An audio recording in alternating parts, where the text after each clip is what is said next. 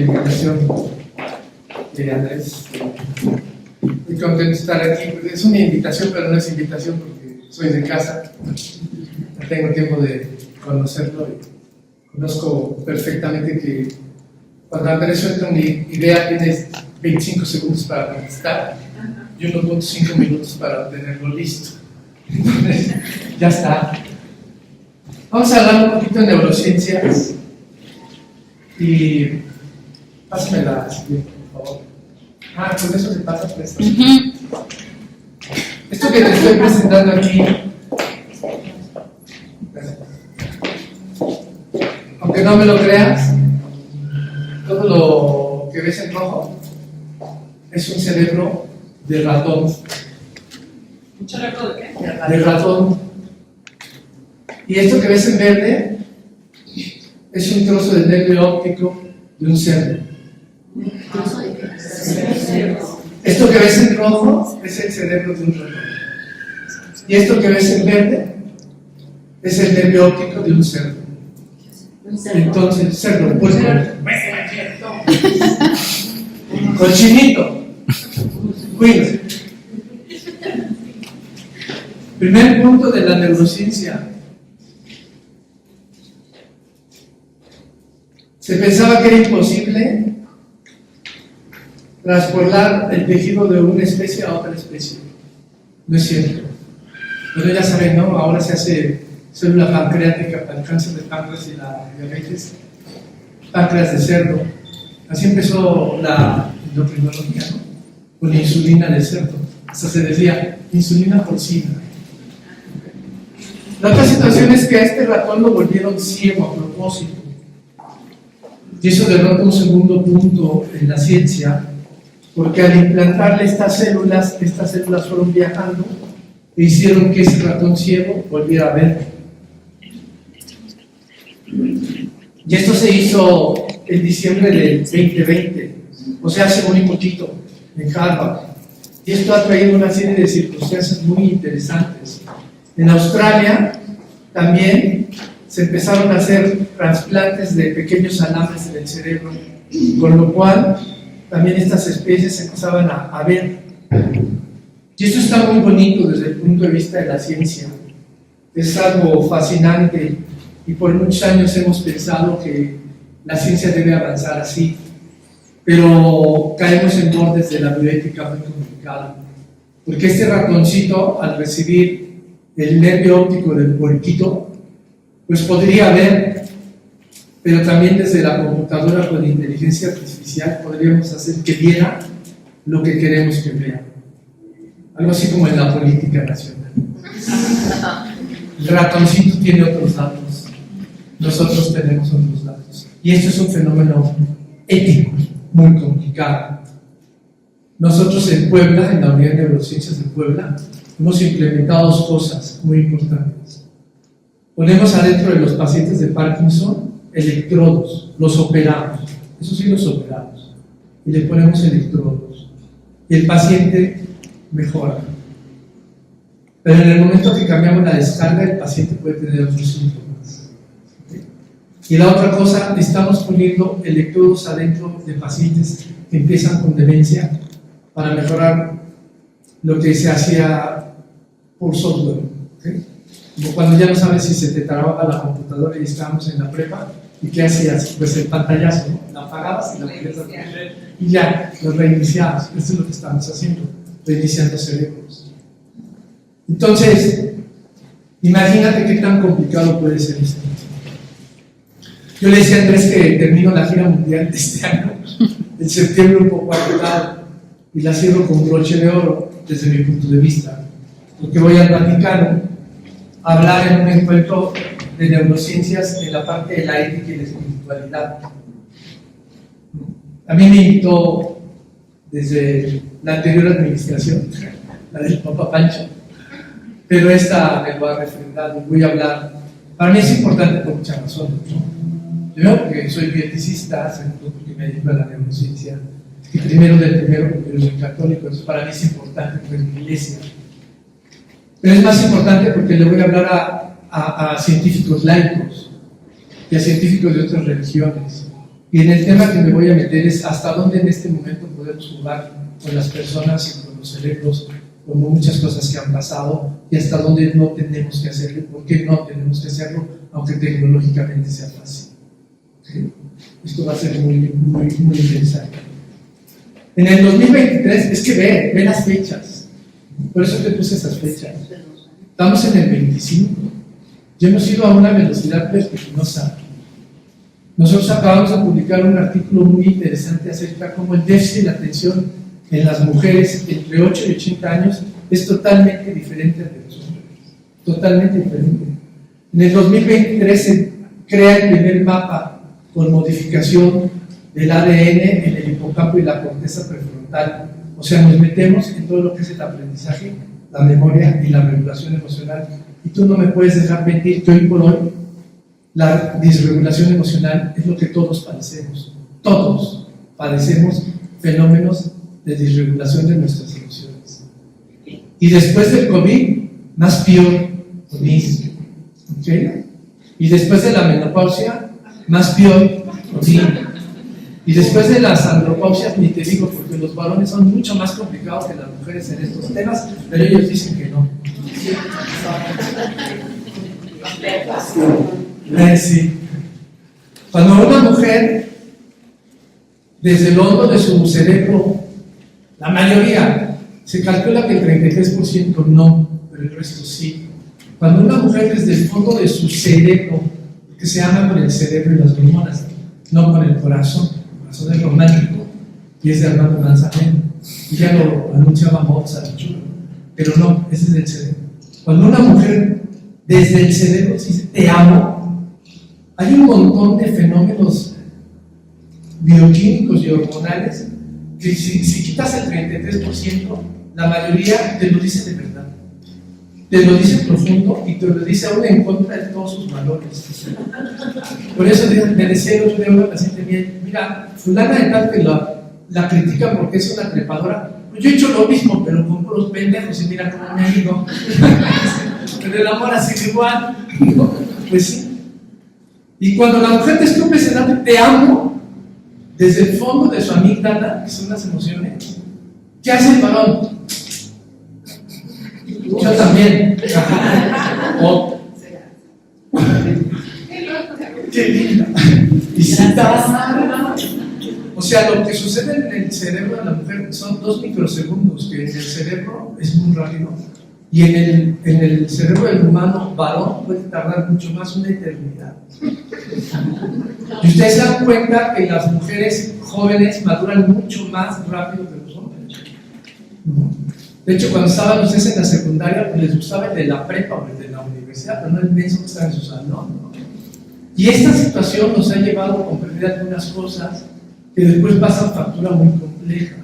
El cerebro de la mujer es tan estructuralmente y tan bioquímicamente diferente, y el del hombre es tan pasivamente diferente, que las enfermedades neurológicas le pegan mucho más severo a la mujer que al hombre. Esto es algo muy importante que tenemos que aprender con nuestros padres, porque en orden general, si nuestros padres llevan menos de 5 años, la primera que se va a enclochar en algo neurológico es nuestra mamá, y a la que más trabajo nos va a costar. Y a la primera que le vamos a detectar rápidamente el deterioro cognitivo es a la mujer. En el hombre es mucho más complicado, porque el hombre miente, también en los test neurológicos. Miente hasta en la neurología básica, y es muy difícil atraparle. Estamos fregadas y estamos fregades, ¿no? Pero los hombres están muy fregados. El tema es que en el mapa cerebral los encontramos muchas cosas en el mapa cerebral. Pero esta es una de las cosas que se derrota, lo que dice aquí, la neuroplasticidad. Yo tengo 63 años de edad y cuando estudiaba medicina había unas máximas que no me podía saltar. La primera era que los pacientes no eran que vivían con diabetes, eran diabéticos, así bien descriptivo. La segunda era que los pacientes que vivían con diabetes, lo último que podíamos hacer era poner insulina. Y entonces el paciente te decía, yo no quiero que me pongas insulina, porque si me pones insulina me quedo ciego y me tienen que cortar un pie. Y tenían razón, porque le poníamos la insulina tan tarde que el daño era así, y entonces Vox Populi, Vox Ley, ¿no? Decía, es que le ponen la insulina y se queda ciego, ¿no? Era un corolario. Ahora sabemos que no, ahora insulinizamos desde años muy tempranamente. Tan es así que ahora mucha gente toma medicamentos para la obesidad que en realidad son insulínicos, ¿cierto? El segundo punto es que el cerebro, una vez dañado, ya no se podía recuperar. Y ahora sabemos que no es cierto, y esto se llama neuroplasticidad. Es la capacidad de reestructurarse el cerebro de manera continua. Hay una cosa muy importante en esto que se llaman las podas cerebrales. Todos sabemos tirar la basura del cerebro. Todos. A menos que te drogues mucho. Todos. La primera poda cerebral mayor, o sea, el refresh cerebral total, es a los 3 años. Por eso cuando alguien te dice, yo me acuerdo que cuando tenía un es cierto, es mentiroso. Biológicamente es imposible que te acuerdes antes. Puedes recordar el olor de tu madre, eso sí.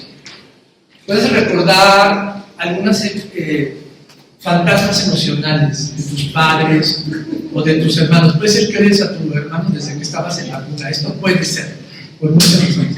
Pero no te puedes acordar con detalle. Has visto fotos, los guardas en el hipocampo es el archivero. Pero que te acuerdes así, inmediatamente te acuerdes. La primera poda cerebral ocurre a los 3 años y tiras toda la basura. Eres tan pequeña o eres tan pequeño y eres tan noble en tu cerebro que eres capaz de tirar toda la basura. Porque no tienes ni siquiera en el cerebro adherencia a cosas o situaciones. Luego te vas volviendo acumulativo, ¿no? Pídele a Dios que te tengas que cambiar de casa porque es la única vez que vas a tirarlo. Los demás parecemos hormiguitas. ¿Qué hago con esto? ¿Qué se suelta de la prepa? No sé, pero no los tires. ¿Qué tal que me queda? La segunda poda cerebral ocurre entre los 14 y 16 años y niégame que odies a tus hijos en esos momentos de libertad. Que es cuando dices, ¿por qué no me lo comiste chiquito? Yo nunca le perdoné a mi mamá que me quería abortar, pero cuando le fue a preguntar al ginecólogo, yo ya tenía 17 años. ¿No? Es muy complicado y es la adolescencia. Es la segunda poda cerebral. La tercera poda cerebral ocurre entre los 45 y 50 años, dependiendo de muchas cosas. Y esas son unas depresiones brutales, ¿no? O la famosa crisis, ¿eh? Han oído de la famosa crisis entre los 40 y 50 años.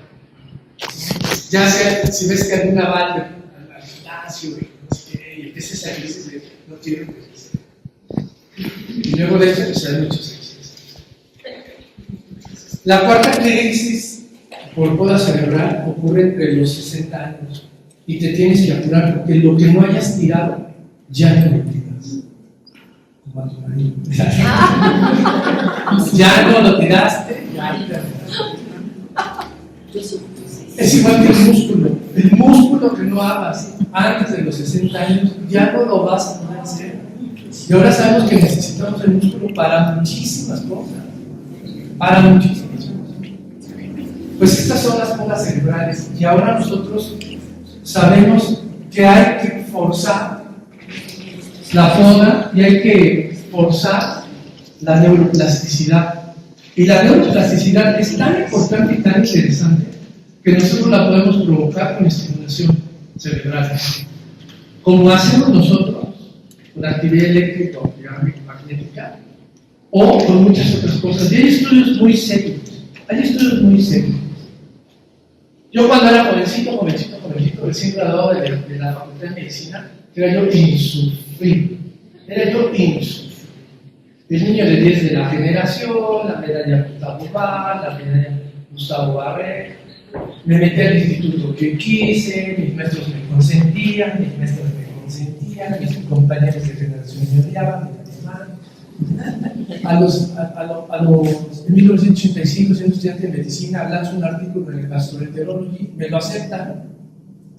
Y 2 años más tarde conozco al doctor que era el número 1 del mundo, y me manda cosas y dice: vente a trabajar conmigo. Y esas cosas pasaban. Entonces, a esa edad, tú me decías meditación, y dice, creo que no, eso no es ciencia. Yoga de espiritualidad. Y ahora, si me preguntan, te digo con bases científicas, una manera de cuidar tu cerebro y de hacer una poda efectiva y de protegerte de todo esto es meditar. La otra es hacer yoga. La otra es hacer ejercicio. Y la otra es tener sexo, pero con orgasmo. Si no hay orgasmo, no pasa. Y más vale compartido que solo. No son igual los mismos que los neurotransmisores. Y te puedo mostrar los artículos. Bueno, no voy a hacer una broma aquí más pero luego quedamos privados. Y esta es la magia. Ahora la estructuramos en forma continua. Nuestro grupo en particular, desde que yo empecé con mis maestros y ahora que tengo la oportunidad de ser quien dirige, es lo que estamos en un congreso médico y me dice un compañero de generación que ya me perdonó, ya me quiere. Me dice, oiga, ya no vienen los maestros a los congresos. Pues es que ahora el maestro eres tú. Ya te has hecho viejo. Nos toca a nosotros. Creo que andamos con igual también nosotros estamos en una emergencia, pero una emergencia brutal en la sala de urgencias. Una emergencia que es. Y casi al terminar de atender me dice un compañero mío, de verdad que yo buscaba un adulto experto y me di cuenta que el único era yo. Bienvenida a la realidad. El grupo que yo dirijo, por muchas razones, somos antifármacos. Antifármacos. Lo último que usamos son fármacos. Y tenemos resultados estadísticos muy interesantes donde estimulamos electromagnética y quitamos fármacos. O los fármacos que damos los damos muy orientados. Primero hacemos el estudio para saber si ese paciente tiene receptores para el fármaco. Y si no, no se los. La otra cosa es que la capacidad de crear conexiones habla de nuestras experiencias, cómo respondemos, cómo aprendemos y los tratamientos que podemos dar. Antes decía una cosa muy interesante. Al final, todos pensamos que estamos preparados para algo. Cuando eres paciente, crees que estás preparado para envejecer. Y cuando te das cuenta que empiezas a perder funciones, te da un miedo y te da un terror. La otra cosa para la que supuestamente estamos preparados es para ver envejecer a nuestros padres. Mentira, no estamos preparados. Nos cuesta mucho trabajo.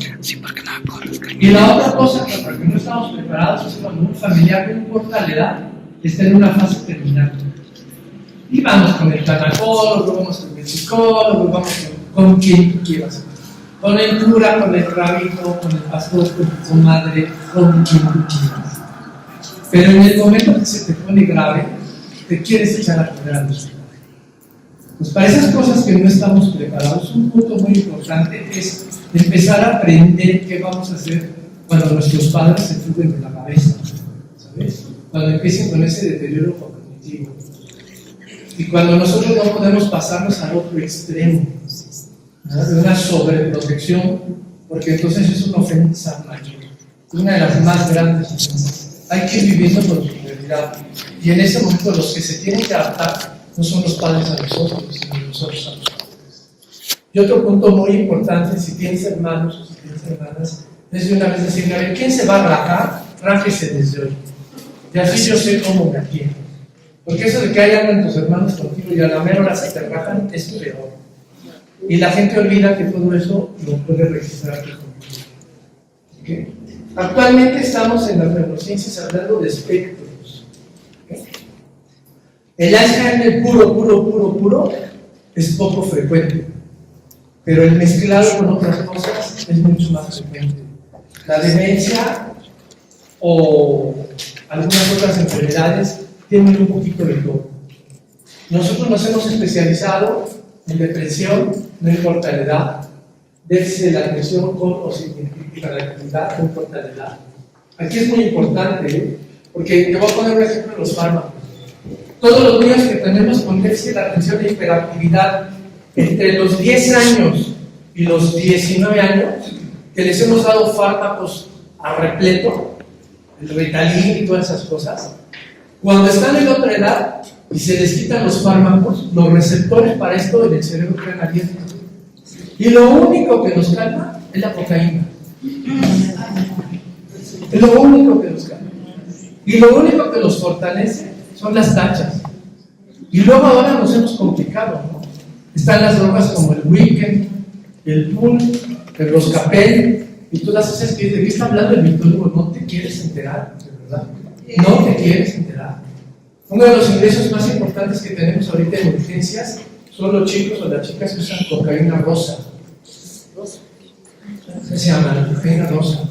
La cocaína rosa bastan 2 dosis y el cerebro tiene los receptores adecuados. En 2 dosis, el cerebro queda licuado. Así, licuado. Les hacemos la resonancia magnética de urgencias y el cerebro pierde casi 1/3 y no hay manera de regenerarlo. Entonces, esto es muy importante detectarlo desde tempranito. La demencia que no todo es Einstein.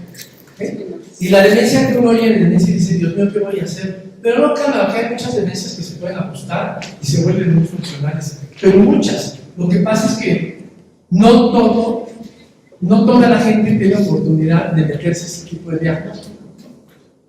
A nosotros nos mandan muchísimos neurólogos y muchísimos psiquiatras a la unidad para que hagamos el mapa y le digamos realmente qué tipo de demencia es. A diferencia de otros grupos, el grupo mexicano, con nosotros, los mexicanos, los españoles, los ingleses y los estadounidenses, a nosotros nos han recibido muy bien, creen mucho en lo que hacemos. Claro, no nos salimos de cuestiones absolutamente científicas. Otro donde nos hemos especializado es el trastorno obsesivo compulsivo. Es un poema. Y es muy complicado. Y déjame decirte que aquí lo sabíamos un poquito, y es muy atrevido lo que te voy a decir, pero es cierto, con el border, ¿no? El trastorno límite de la personalidad. ¿De qué? El trastorno límite de la personalidad. Vemos a muchos pacientes con disautonomía y lo que te he platicado de diabetes tipo 3. Esto de disautonomía está de moda.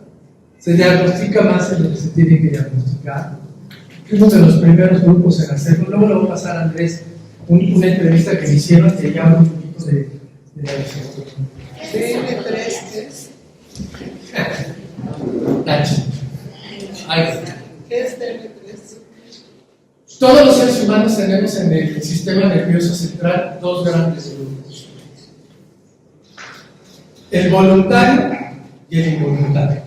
El voluntario, mira, me voy a rascar aquí la nariz. El voluntario se estoy agarrando esta cosita y le hago así. Ese es el voluntario. El voluntario es, tengo ganas de ir al baño. Quiero ir al baño. Pero aguantas, ¿no?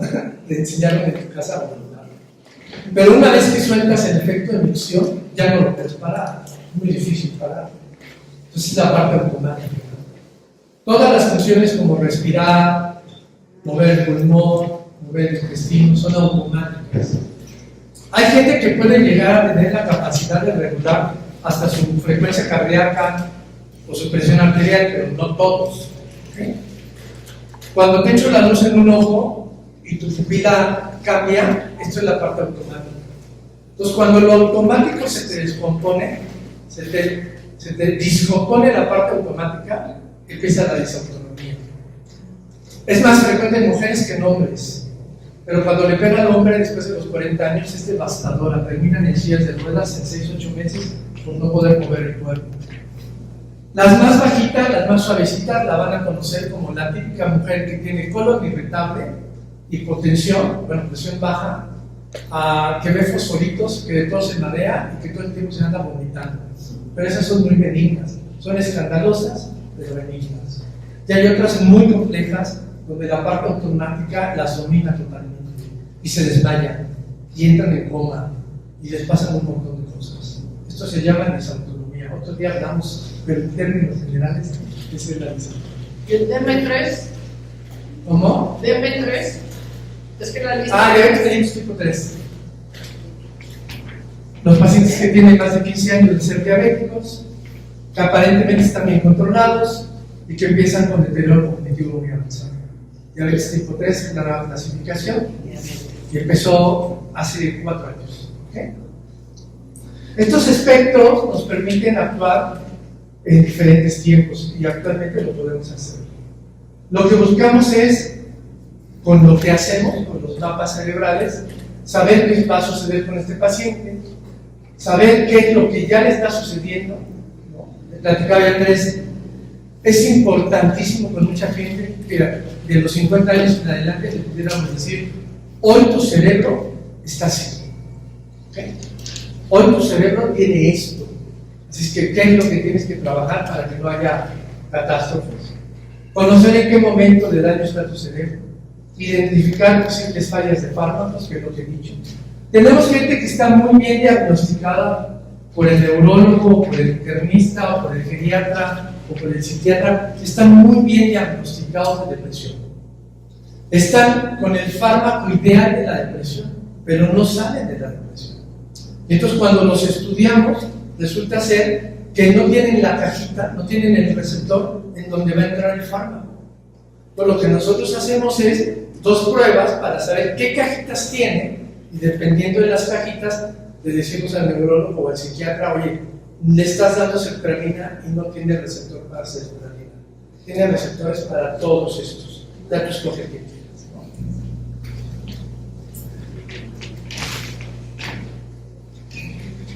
¿Qué otra cosa hacemos que parece ciencia ficción?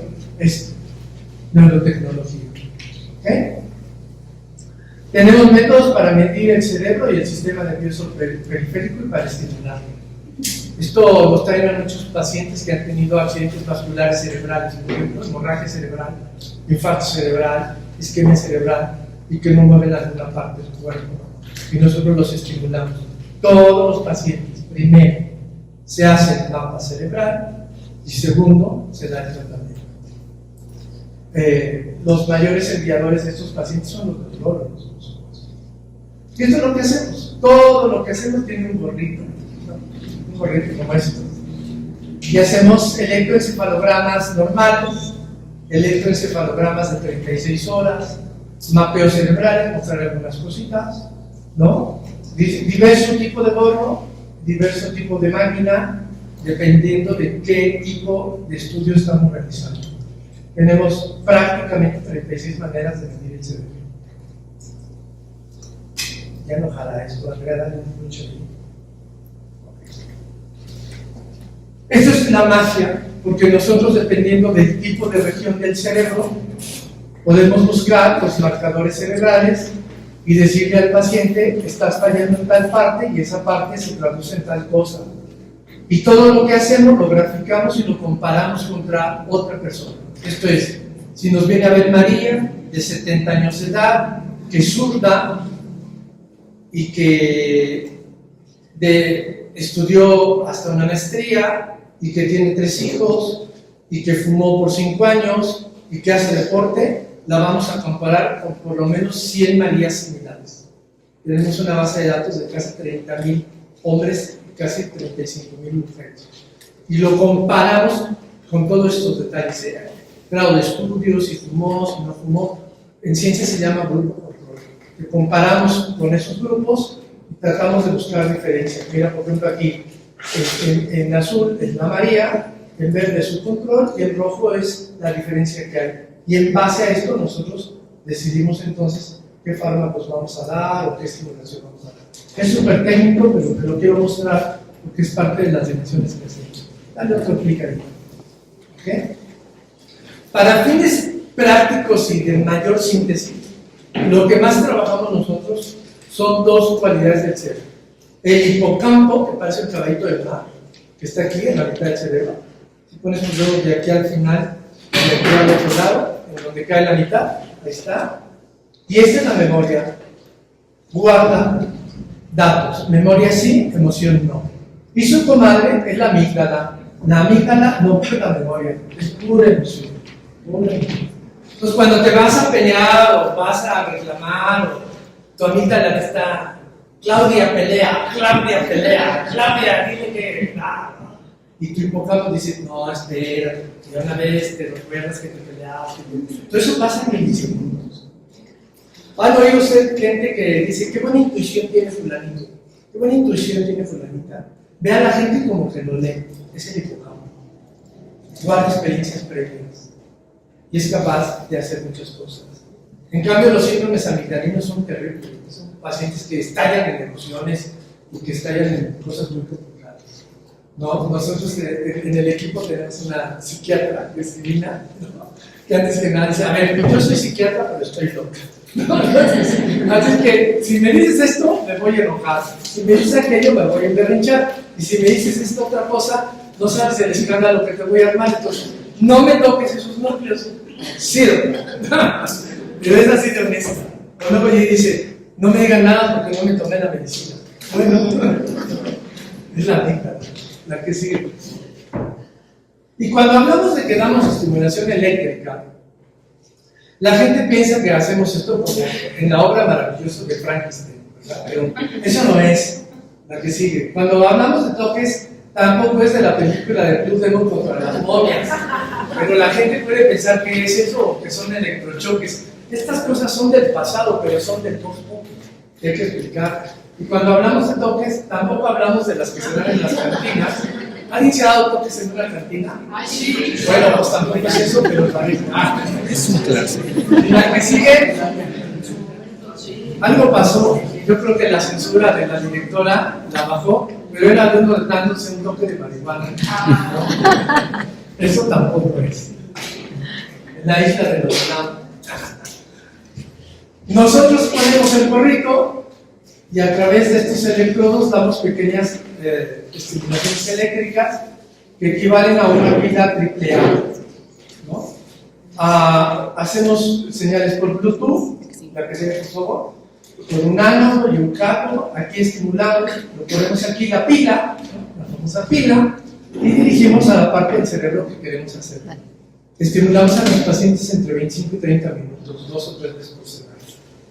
Es un fenómeno igual a una pila de 9 milivoltios, ¿no? Y esto permite que haya una dirección eléctrica y caemos en la línea del cerebro que necesitamos. ¿Cuándo llegas a eso? Cuando ya no hay nada más que hacer. Sí.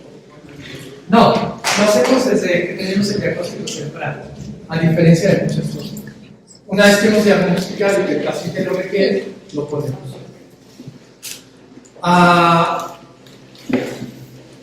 Buscamos estos marcadores, estas claves son claves internacionales, en todo el mundo se hace igual, y es donde nosotros decidimos en qué zona se va a estimular o no, para que todo el mundo lo hagamos igual. Esto es un acuerdo de todos los países. La zona B4, la zona C3 es igual en todos los países, para que cualquier gente en el mundo pueda leer dónde se ha hecho esta estimulación, ¿no? Bueno, sí, esto es. Hace muchos años, ¿no? En 1985, estos fueron los primeros estimuladores magnéticos. Lo que hemos hablado antes es eléctrico. Esto es magnético. Es que Víctor Hugo ha dicho que ponen imanes en la cabeza. No. Tenemos campos magnéticos, que no es igual que los imanes que ponen los acupunturistas. Es otra cosa. En 1985, este hombre casi se lleva el premio Nobel. Esos fueron sus primeros alumnos. Y los magnetos eran así de complicados. Ahora las cosas han cambiado. La que sigue, son más chiquitos. ¿Okay? Esto es lo que más se está haciendo en el mundo. ¿Okay? La utilización del daño para pacientes, como te decía, con diabetes tipo 3 o enfermedad de Alzheimer. Ahora sabemos que todo el Alzheimer que conocemos hay que desmenuzarlo. No todo es Alzheimer. No todo cumple los criterios de Alzheimer. Y esto es muy importante porque estamos cometiendo como sociedad médica el error de que con ciertas pruebas clínicas quieres apoyar que el paciente tiene Alzheimer y les das tratamiento para eso. Y resulta ser que de todo eso no hay más del 5%. Es un dato internacional. O sea, quiere decir que estamos fallando en el 95%. Sí. La diabetes mellitus es un factor de riesgo para el Alzheimer, sí. Pero es un factor de riesgo, no quiere decir que pueda suceder. A ver, un factor de riesgo para el infarto al corazón es fumar. Ese es un factor de riesgo, fumar tabaco. Pero te puedo apostar que conoces a mucha gente que fuma y jamás se infartó. Eso es riesgo en medicina. Que fumes no quiere decir que te vas a infartar del corazón. Y conoces a mucha gente que ha fumado como loco y no tiene EPOC, y no tiene bronquitis, y no tiene enfisema. Y hay gente que ha fumado poquito y le da enfisema. Eso es el factor de riesgo. Muy diferente al pronóstico. El pronóstico es, yo fumé, me infarté, o sea, mi riesgo fue muy alto. Ahora, ya me infarté y sigo fumando, el pronóstico es muy malo. Y te apuesto que conoces a gente que le dices, ya no fumes, ya te infartaste. Me infarté por otra cosa, ¿no? Sí. También se ha señalado que el Alzheimer se asocia con diabetes mellitus por ciertas características únicas. Sí, sí, es cierto, pero no en todos. ¿Qué es lo que nos tiene aterrado? Nos tiene aterrado dos cosas. Que en México, aquellos que seamos mexicanos, aunque te apellides Winner, ¿no? Si tienes 3 o 4 generaciones arriba de ti que genéticamente la carga mexicana domina la sangre española, o a la sangre francesa, o a la sangre israelita, o a la sangre noruega, si tienes esa carga genética de mexicano, tienes en tu contra 2 genes. Uno que es el gen del ejercicio. Aunque te mates en el gimnasio, va a costar mucho trabajo que saques la grasa. Y lo otro que es uno que odiamos todos es el gen ahorrador. ¿De qué? El gen ahorrador. No ahorra en euros, ahorra en grasa. ¿No? Entonces hay gente que dice, es que yo hago la dieta mediterránea, es que güey, pero no eres mediterráneo. O sea, te vas a quedar con toda la grasa del aceite de oliva encima y te vas a quedar con toda la grasa del salmón porque eres mexicano. Bueno, pues esos dos genes.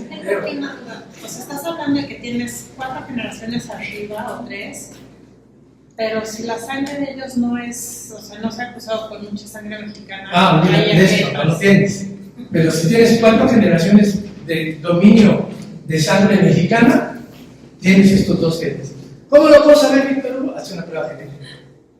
Ahora hay pruebas genéticas que te dicen, tiene 25% de sangre española, 75% de portuguesa y 2% de China. Y dices, ¿cómo que de China? Que hizo la abuela, ¿no? Eso no lo tenemos registrado en el árbol. Pues sí, un chinito se coló y les dio fuego a la abuelita. Que sigue, por favor. Y la otra cosa que estamos estudiando es la atención. ¿Ok? Es la atención. Ustedes se acuerdan que los profesores decían que la atención duraba mientras las pompis aguantaran, ¿no? Bueno, ahora sabemos que la verdadera atención dura de 18 a 21 minutos. Así es que muchas de las cosas que he dicho aquí ya se te van a olvidar porque he hablado más de 21 minutos. Espera, pasa la anterior. La atención se fue. El cerebro entra y sale, por eso aguantas aquí. Escuchas una cosa, eres selectiva y lo demás lo tiras. Te llama la atención lo de la sangre y entonces preguntas, pero a lo mejor lo otro lo has dejado a un lado. Es normal. La que sigue, por favor. Entonces, miras. La atención selectiva libera endorfinas. ¿Qué pasa con tus papás cuando crees que se están desmemoriando? Que parte de lo que tienes que hacer es hacer que tienen endorfinas. Entonces tienes que buscar qué para ellos es una atención exquisita. Una atención exquisita. ¿Con qué se sienten a gusto? ¿Qué les gusta hacer? ¿Qué les apasiona hacer? Molestar. Decirle cómo hacer. Luego hay un dato muy fuerte. El cerebro humano no está diseñado para estar en soledad. De verdad que no está. Hay muchos estudios donde se muestra que el que se aísla le va peor. El que se aísla se muere. Pues no, a veces aguantan mucho, pero se van deteriorando. La soledad. Pues, oye, es que yo conozco a alguien que es feliz. Bueno, pues sí, a ver, estamos hablando de ciencia. Y en ciencia, en biología, siempre va a haber alguien que esté en contra de todo y le puede pasar. Se llama desviaciones estándar. ¿Se acuerdan cuando nos enseñaron la curva de normalidad? La curva de normalidad que aglutina a la mayoría de una sola cosa y va dejando la colita de la curva, se llama la desviación estándar. Bueno, pues sí.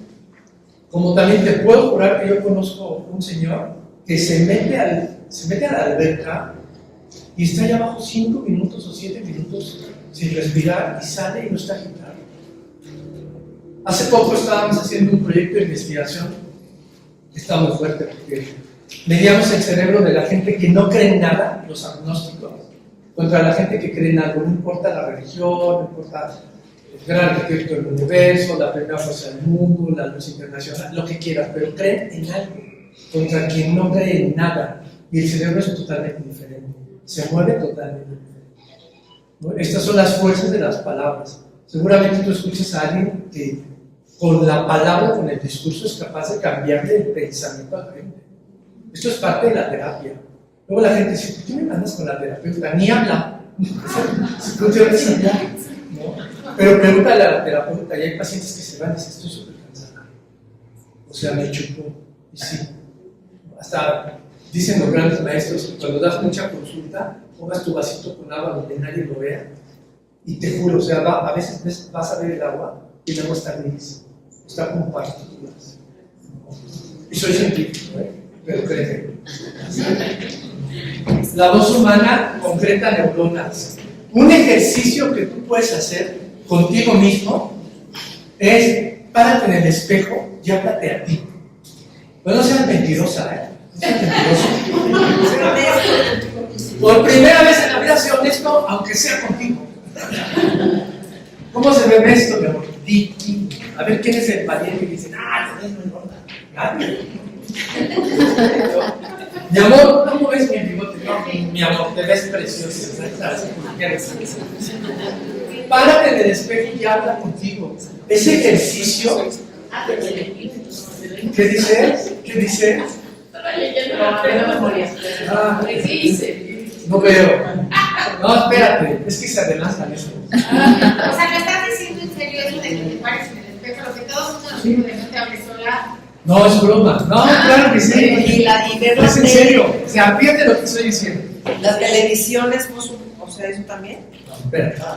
Si tú quieres hacer un ejercicio para sacar un montón de endorfinas, ajustar tu cerebro y no perder muchas funciones, párate enfrente de un espejo y habla.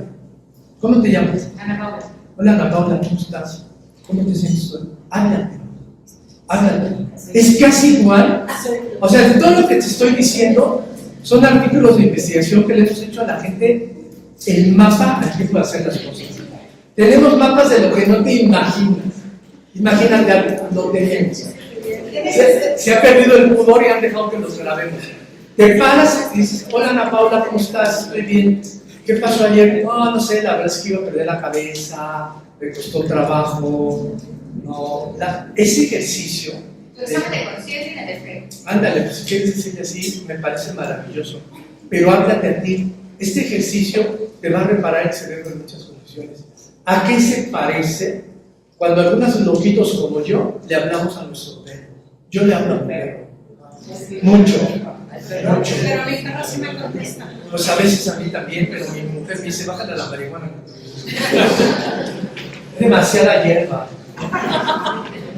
O, ¿por qué crees? Quítate el chip de la religión, quítatelo, por favor. Vamos a pensar científicamente. Aunque en entrada he confesado que yo soy religioso, quítatelo. La oración y la meditación, parte de la fuerza que tiene es que cuando le hemos hecho los mapas cerebrales a la gente que está orando real, amén, no, orando real. Pues muchos estamos como condicionados como perros, no San Juan Bautista de nosotros, la luz se acompaña a comer. Allí en la Salle ya no la sabíamos. Hasta decías, el hermano es raro. En fin, no, oración real, meditación real. O escríbete. Es que yo escribo, no, escríbete a ti. Hola Ana Paula. Ya se pasó de moda, pero antes el tema de los diarios era muy fuerte para la religión. Pero muy fuerte. Y era tan fuerte que si alguien leía tu diario, era una violación a tu intimidad. ¿Entiendes? Pues hay que volver a escribir. Es que yo le dicto así. No, escribe con tu manita. ¿No? Con tu manita. Alexa, te voy a dictar. A ver, ahora sí la que sigue. Ahí te va. No me digas nada, solo piénsalo. Vamos a mover a tu hipocampo con el recuerdo y en la amígdala la reproducción. Escúchame. ¿Qué hiciste el 15 de diciembre del 2021? A menos que te haya pasado algo realmente muy emocionante, no tengo idea. me estaba preparando para la Navidad, y cada Navidad me voy a esquiar a no sé dónde. La que sigue, por favor. ¿En dónde festejaste tu? Ay, dice cumpleaños, bueno, tu cumpleaños número 18. Te apuesto que te la sabes. Y no sé por qué tú te pusiste media rojita. Es muy emocional lo que te pasó. Quitamos una porque esto lo estaba preparando para mí. Bueno, quitamos una. Que decía, ¿dónde estabas cuando te enteraste del atentado de las Torres Gemelas? ¿Sabes dónde estabas? ¿Sabes dónde estabas? La quitamos porque alguien me dijo, güey, le vas a dar la plática a gente de 31 años, no tiene idea de las Torres Gemelas de Santiago.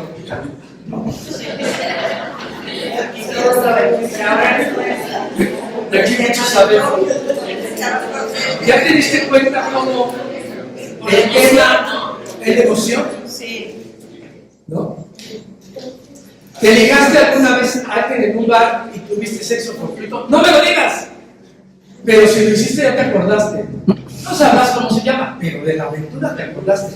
Ese es el hipocampo con la vida. A lo que te quiero llevar es que nuestros padres necesitan adaptarse a recuerdos buenos. Y tú necesitas tener paciencia. Aunque 25 veces tengas que ver las mismas fotografías. Y el pecado mayor que puedes cometer es, papá, eso no me lo contaste 50 veces. Porque es una ofensa, no te va a decir nada, la mayoría. Pero es una ofensa de lo más complicado. Yo me acuerdo que cuando mi madre estaba en los últimos tiempos y que me confundía, mi mamá no sabía si yo era Manuel su papá, Víctor Manuel mi papá o yo, Víctor Hugo. Y entonces yo llegué, mis hijos a la fecha se ríen, porque llegaba y me decía, es que tu hijo, o sea, se quejaba de mí como si fuera papá, es que tu hijo, que no sé qué, ¿no? Y al otro día pensaba que yo era su papá, ¿no? Y así me fui enterando de muchas cosas de la familia, y lo fui apuntando. Entonces yo a propósito le decía a mi mamá, oye, mamá, ¿qué? ¿No? Y la hacía rebanar los mismos recuerdos, y a veces eran hasta las mismas palabras, ¿no? Y le impactaba mucho. Mi mamá era una gran activista social y política. O sea, a mi mamá le decías el 2 de octubre y te decía nombres, fechas, lo que sea, ¿entiendes? Tenemos fotos de ella en la marcha del silencio, en la marcha del 2. Mi mamá fue una activista de izquierda muy fuerte, ¿sabes? Entonces luego, cuando estaba ya aquí en la derecha, decía, no sé cómo te llevas con tus políticas de la derecha. Ya ves cómo le cambiaba, ya ves cómo es tu hijo. Entonces pensaba que era mi hijo. Tienes razón, pero eso la mantuvo en un esfuerzo brutal. Y mi mayor complejidad fue que me aceptara irse a vivir en una comunidad, ¿sabes? Que es un poco el fenómeno de aquí, ¿no? Tú ves a la gente que está aquí y a veces no le das la magnitud de que el que conviva con otras personas, el que baila, a mí no me gusta bailar, 6 doritos después. Yo no como con extraños. Y luego comen. Esta cosa es muy importante para estar en comunidad. Yo convencí a mi mamá de que se hacía comunidad, pero le dije, todos son políticos, hay de izquierda y de derecha. Interesante.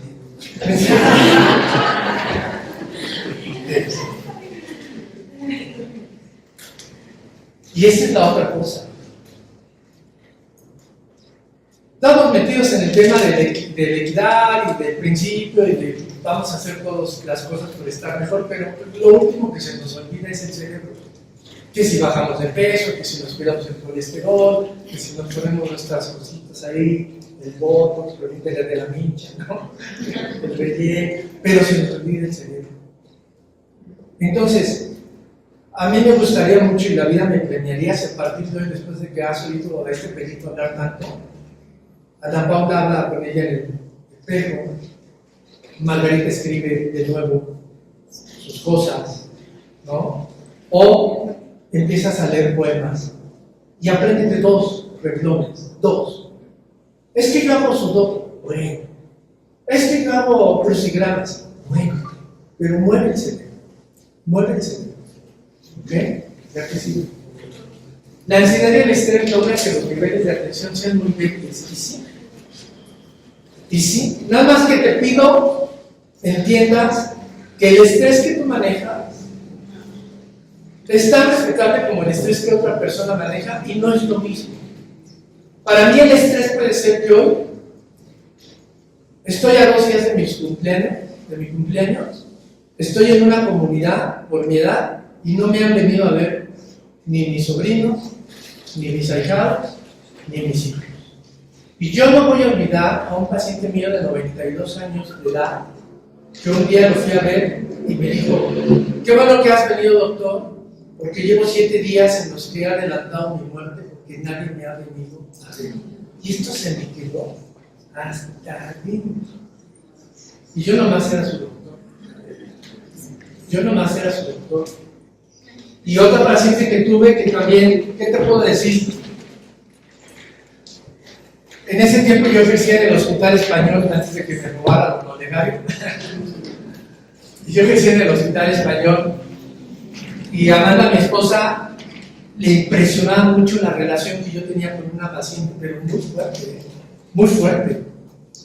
Y era una mujer muy fuerte, ella, una dramaturga, experta en letras. Y me decía ella: me cuesta mucho trabajo aguantar gente estúpida como tú. Pues si te lo quieres aguantar, no soy tu médico.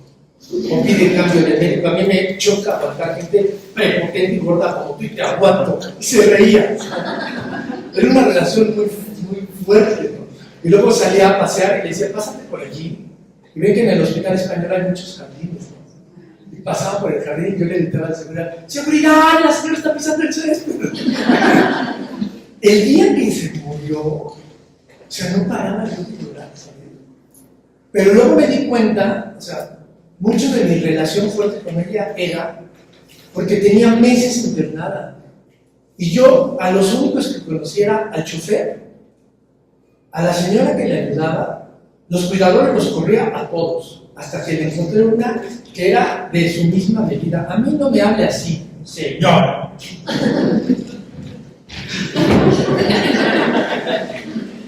Pero nunca conocí a sus hijos. Nunca.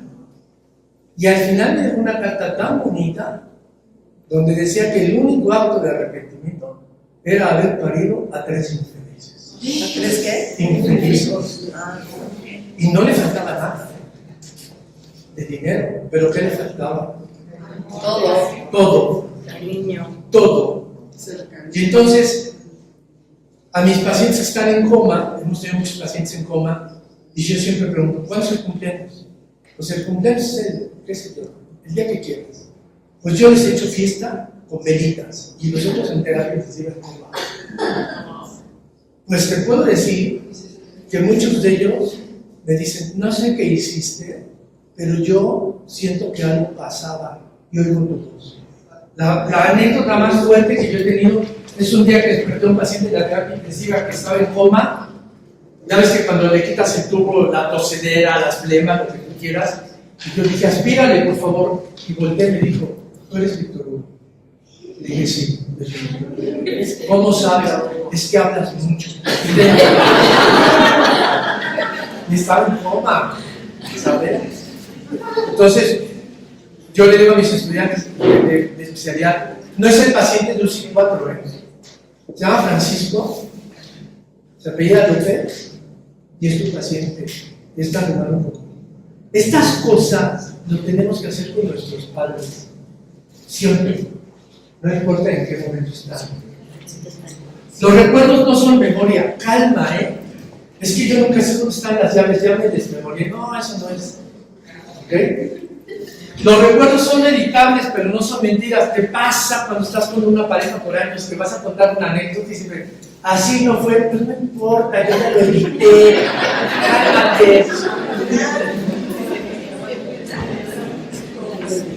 Y mientras más actúes, mientras más vivo los hagas, más dopamina generas. Y entonces todos tendríamos que tomar clases de actuación, o por lo menos ser más dramáticos de los que somos. ¿saben? Y cuando los Pumas meten un gol, hay que gritar. Y hay que no gritarlos con el América. Esas cosas te pegan a las emociones. No sufras porque cuentas sus anécdotas que parecen medio mentira. Échale ahí mentirita, acomódate. Esto es bueno, ¿no? Y relájate. Porque mientras más estresado estés, tu memoria se comprime. Tu memoria, ¿no te ha pasado que algún día cometes muchos errores al mismo tiempo porque estás... de verdad. Hace rato estábamos grabando y yo paré la grabación y quiero ir al baño. Cuando alguien dice, no, oye, no, quiero ir al baño. Pare la grabación, quiero ir al baño. Entonces tienes que hacer contigo con tus padres una lista de qué es lo que más te estresa, ¿no? Y aquí tener mucho cuidado. Porque cuando tus papás están muy estresados y llega una voz del averno y les habla bonito, sueltan todo, hasta la herencia.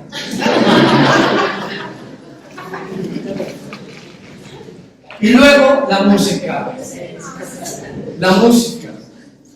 Hay que vivir con música. Hay muchos estudios, ¿ok? Mozart. Lo ha estudiado la NASA, lo ha estudiado el Instituto de Ciencias Europea, lo ha estudiado con quien tú quieras. Uno de los autores de música que más endorfinas suelta y que más capacidad le pega a tu cerebro es la música de Mozart. Pero no es porque sea Mozart, con todo respeto para Mozart, que yo lo estudio mucho, ahorita te digo porque la música crea ciclos cerebrales selectivos y unifica claves de acceso a tu cerebro, pero va metido a tu generación. ¿Ok? Bebé Maluma bebé lo logra, aunque a ti no te guste más. ¿Sí? Peso Pluma lo logra, aunque a ti no te guste. ¿Ok? Porque esto va en orden generacional y de valores. Yo te puedo apostar que muchos de nosotros usamos o escuchamos un reggaetón y no entendemos lo que dice. Y luego, mejor que ni te lo traduzcan, ¿no? Pero la música realmente es un estimulador cerebral de los mejores que hay. Y si lo quieres concretar, vive la música, baila o canta. Ya sé que cantas feo, no importa. De 100 personas, 99 cantamos feo y uno canta bonito, ¿no? Conocen a Mijares, ¿no? Sí. Canta bonito, ¿no? Bueno, pues su hermano es ortopedista y canta más bonito que él. No más que el otro se inhibe. Eso sí, cuando estamos enfiestados, vaya, pues arronte el Mijares doctor, ¿no? Esta pasa la gente. Bueno, eso es todo mi mensaje. Muchas gracias.